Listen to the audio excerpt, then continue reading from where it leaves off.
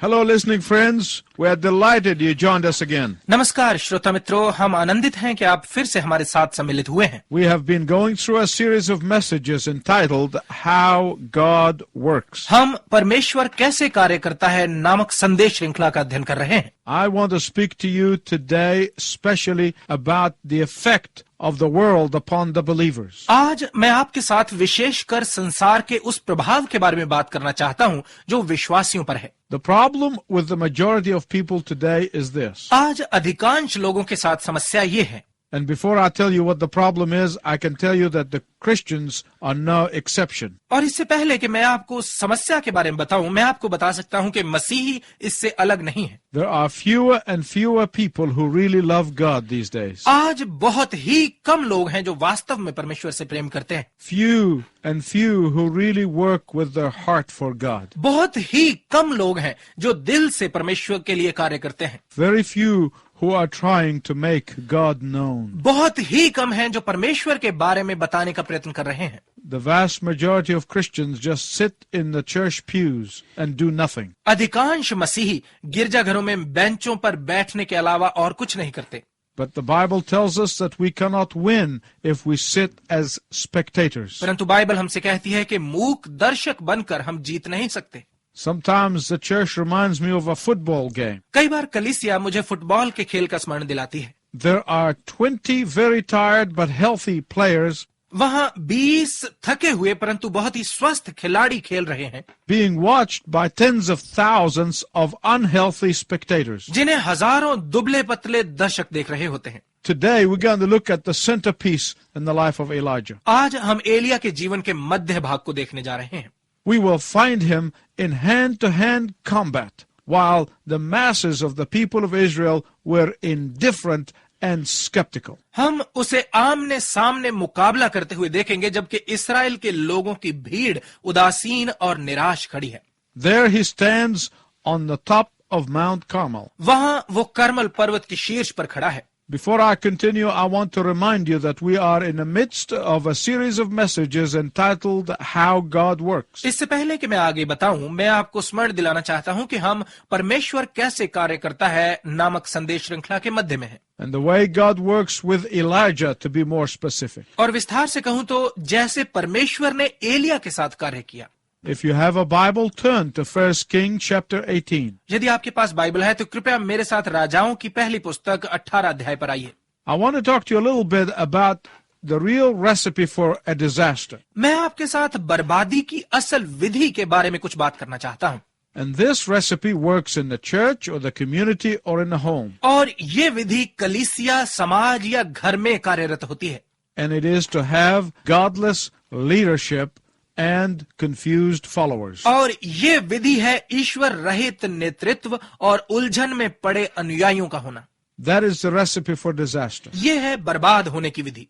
And that's precisely what you will find here in 1 Kings 18. और यहाँ राजाओं की पहली पुस्तक 18 अध्याय में आप ठीक यही पाएंगे। Probably this is one of the most dramatic moments in biblical history. शायद बाइबल इतिहास में ये सबसे अधिक नाटकीय पल है। If I were a movie producer, यदि मैं एक फिल्मकार होता this would be my highest dramatic production. तो ये मेरी सबसे बड़ी नाटकीय प्रस्तुति होती। But since I'm not, परंतु अब जबकि मैं फिल्मकार नहीं हूँ, I want you to use your imagination. मैं आपकी कल्पना का प्रयोग करना चाहता हूँ। I want you to transfer you in your imagination to the place on Mount Carmel where this event took place. मैं चाहता हूँ कि आप अपनी कल्पना में खुद को करमल पर्वत पर ले चले जहाँ ये घटना घटी।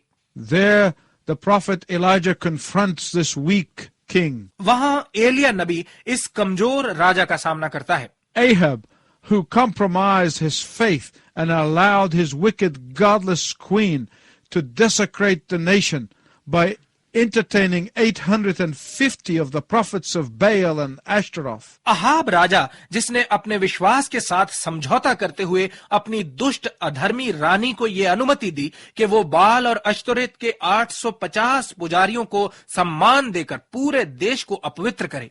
And all of these wicked prophets of Baal were paid by the state of Israel. और बाल के इन सभी दुष्ट पुजारियों का खर्चा इस्राएल राज्य उठाता था। This king did all of that. इस राजा ने ये सब किया। And yet when he got into trouble, और फिर जब वो समस्या में पड़ा he blamed Elijah for the nation's disaster. तो उसने देश के विनाश का दोष एलिया पर मढ़ दिया। When Ahab saw God's hand of judgment upon society, जब अहाब ने समाज पर परमेश्वर के दंड के हाथ को आते देखा, he turned around and lashed out at God-fearing Elijah. वो मुड़ा और इसका गुस्सा उसने परमेश्वर से डरने वाले एलिया पर निकाला। Remember, it had not rained for 3 years. याद रखें कि 3 साल से वर्षा नहीं हुई थी। Everything was turning to dust. सब कुछ राख हो रहा था।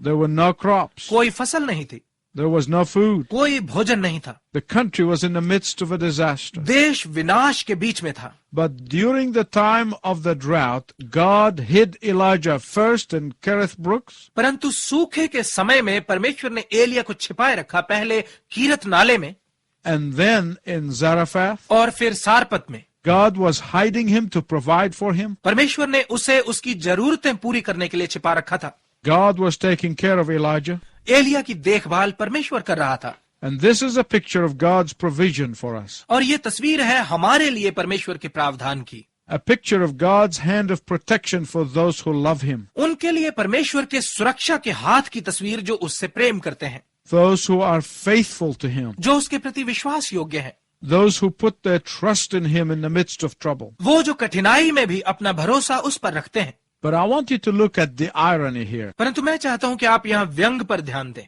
King Ahab and Queen Jezebel worshiped Baal Raja Ahab और रानी इजबल बाल देवता की उपासना करते थे, while they're paying lip service to the one true God, Yahweh. जबकि वो मुंह से एकमात्र सच्चे परमेश्वर यहोवा के लिए भी कुछ कहते थे।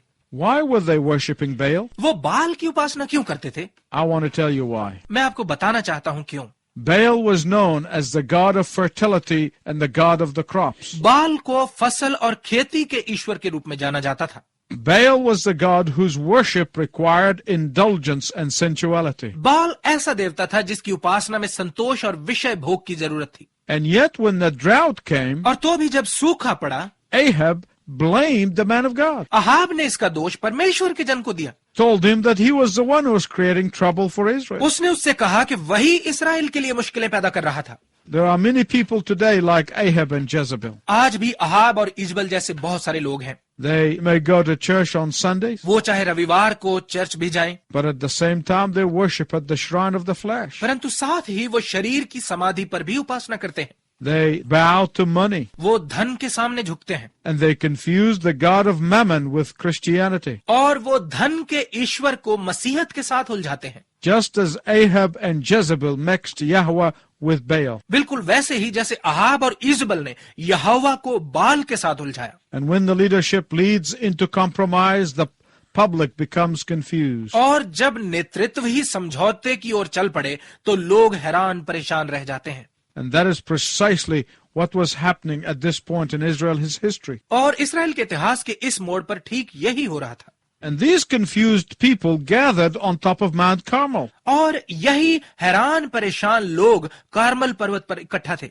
I say confused because the Bible says they were halting between two opinions. मैं उन्हें हैरान या हक्के बक्के इसलिए कहता हूं क्योंकि बाइबल कहती है कि वो दो विचारों के बीच में फंसे हुए थे। They did not worship Baal alone. वो केवल बाल की ही उपासना नहीं करते थे, They did not worship Yahweh alone. वो केवल यहोवा की ही उपासना नहीं करते थे, They served Baal in the guise of Yahweh. वो यहोवा के वेश में बाल की सेवा करते थे। Mount Carmel is an absolutely awesome sight. Carmel पर्वत एक बिल्कुल अद्भुत दृश्य है। It is about 1,500 feet high, इसकी ऊंचाई तकरीबन 1500 फुट है and Ahab was summoned to go there. और अहाब को वहां बुलाया गया था। The confused people of Israel was summoned to be there. Israel के हैरान परेशान लोगों को वहां बुलाया गया था। The 450 prophets of Baal were summoned to appear at the mountain. बाल के 450 नबियों को भी पर्वत पर हाजिर होने के लिए कहा गया था। The 400 prophets of Ashtaroth, the female consort of Baal, were summoned to come to this mountain. बाल की औरत साथी अश्तोरेत देवी के 400 नबियों को भी इसी पर्वत पर बुलाया गया था। I wish I could paint the picture in your mind of this incredible day, काश मैं आपके दिमाग में इस अद्भुत दिन की तस्वीर बना सकता, but I want you to use your imagination instead. परंतु मैं चाहता हूं कि इसके बजाय आप अपनी कल्पना का प्रयोग करें। There I can imagine the man of God hiding while he's waiting for the masses of people to assemble. मैं कल्पना कर सकता हूं कि परमेश्वर का जन वहां छिपा हुआ लोगों की भीड़ के इकट्ठा होने की प्रतीक्षा कर रहा है। They were coming from the east. वो पूर्व से आ रहे थे, They were coming from the north. वो उत्तर से आ रहे थे, They were coming from the south. वो दक्षिण दिशा से आ रहे थे, All coming up in droves. वो झुंडों के झुंड आ रहे थे। And I can imagine the man of God probably hiding behind some rock somewhere, और मैं परमेश्वर के जन की किसी चट्टान के पीछे छिपे हुए कल्पना कर सकता हूँ, there on his knees praying to God, वहां घुटनों पर परमेश्वर से प्रार्थना करते हुए, pleading with God, परमेश्वर के सामने गिड़गिड़ाते हुए, receiving assurance from God. परमेश्वर से आश्वासन पाते हुए। For I can assure you, Elijah would not have dared to propose this confrontation without a clear mandate from the Lord. क्योंकि मैं आपको यकीन दिला सकता हूं कि परमेश्वर से बिना स्पष्ट आज्ञा के एलिया इस मुकाबले का प्रस्ताव रखने की हिम्मत कभी ना करता। This is a timeless picture. ये सदाबहार तस्वीर है। Try to put yourself in the picture. अपने आप को इस तस्वीर में रखने का प्रयत्न कीजिए। See yourself standing atop that 1,500 foot tall mountain. खुद को उस 1500 फुट ऊंचे पर्वत पर खड़े देखिए।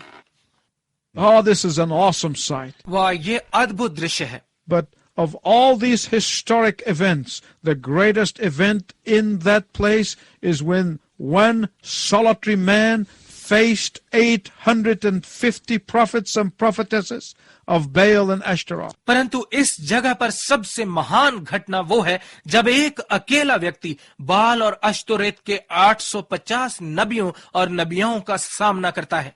What is the point of all this confrontation? इस सारे मुकाबले का मतलब क्या है? The point is summarized in verse 21 of 1 Kings 18. इसका मतलब राजाओं की पहली पुस्तक 18 अध्याय के 21 पद में सारांशित किया गया है। Elijah cried to God's confused people, saying to them, in effect, इसके प्रभाव में एलिया ने परमेश्वर के हैरान परेशान लोगों से चिल्लाकर कहा, How long will you waver? तुम कब तक टालते रहोगे? How long will you wobble? तुम कब तक डगमगाते रहोगे? How long will you walk with a limp? तुम कब तक लंगड़ाते हुए चलोगे? In fact, this is the literal meaning of the Hebrew word here. बल्कि यहाँ इब्रानी शब्द का बिल्कुल यही अर्थ है। If the Lord is God, follow him. यदि यहोवा परमेश्वर है तो उसके पीछे चलो। If Baal is God, then follow him. यदि बाल परमेश्वर है तो उसके पीछे चलो। I don't like debating with people when it comes to the Christian faith. जब मसीही विश्वास की बात हो तो मुझे लोगों से बहस करना अच्छा नहीं लगता। I don't believe the gospel is to be rammed down people's throat or argued about. मैं नहीं मानता कि सुसमाचार कूट कूट कर लोगों के अंदर भरने के लिए या वाद विवाद करने के लिए है। Jesus said, यीशु ने कहा, I am the only way. मैं ही मार्ग हूँ। You cannot go to heaven without me. मेरे बिना तुम स्वर्ग नहीं जा सकते। You cannot go to heaven because of your good works. तुम अपने भले कामों से स्वर्ग नहीं जा सकते। You cannot go to heaven because of your money. तुम अपने पैसे के कारण स्वर्ग नहीं जा सकते। You cannot go to heaven because of anything except the Lord Jesus Christ. तुम प्रभु यीशु मसीह को छोड़ और किसी भी कारण से स्वर्ग नहीं जा सकते। So this is how I talk to people. तो मैं लोगों से यही बात करता हूँ। If you want to go to heaven, यदि आप स्वर्ग जाना चाहते हैं, you must believe in Jesus as the only Savior. तो आपको यीशु को एकमात्र उद्धारकर्ता मानते हुए उस पर विश्वास करना आवश्यक है। It is that simple. बस इतनी सी बात है। I don't have to argue the point. मुझे इस बात पर बहस करने की जरूरत नहीं है। That's what Elijah is saying here. यही एलिया यहाँ कह रहा है। He was calling them to make a decision between two extremes. वो उन्हें दो चरम बिंदुओं के बीच में एक निर्णय लेने के लिए कह रहा था। Jesus said similar things to the church of Laodicea. यीशु ने लौदीकिया की कलीसिया से भी कुछ ऐसा ही कहा। He said, you make me sick. उसने कहा, तुम मुझे उकताते हो, You make me nauseous. तुम मुझे विचलित करते हो, You make me want to vomit. तुम्हें उगल देने के लिए बाध्य करते हो। Read all about it in Revelation 3:15 and 16. इस बारे में आप सब कुछ प्रकाशित वाक्य 3 अध्याय के 15 और 16 पद में पढ़ सकते हैं। Why did Jesus say that? यीशु ने ऐसा क्यों कहा? Because they were on both sides of the issue. क्योंकि वो मसले के दोनों सिरों पर थे। Because they kept one foot in each camp. क्योंकि वो दोनों शिविरों में एक एक पैर रखे हुए थे। Because they stayed in the middle of the road. क्योंकि वो रास्ते के बीच में चल रहे थे। Because they sought to please everybody. क्योंकि वो हर किसी को खुश करने की ताक में थे। Because they wanted to play with sin during the week and go to church on Sunday. क्योंकि वो पूरा सप्ताह पाप के साथ खेलकर फिर रविवार को चर्च जाना चाहते थे। because they wanted to identify with immorality and still call themselves religious. क्योंकि वो खुद को अनैतिकता के साथ जोड़कर रखना चाहते थे और फिर खुद को धर्मी भी कहलवाना चाहते थे। Here's what Jesus said to the Laodiceans. यीशु ने लौदीकियों से ये कहा, Make up your minds. अपना मन बनाओ, Choose either to be cold or hot. या तो गर्म या ठंडे हो जाओ। And allow me to speak to you bluntly today.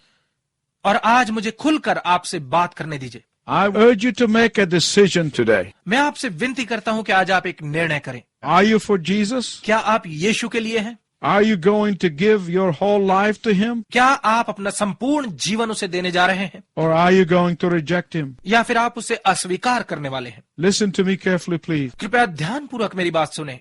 You do not need to be a scientist to know that people pleasers will end up pleasing no one. ये जानने के लिए आपको एक वैज्ञानिक होने की जरूरत नहीं है कि लोगों को खुश करने वाले अंत में किसी को भी खुश नहीं कर पाते।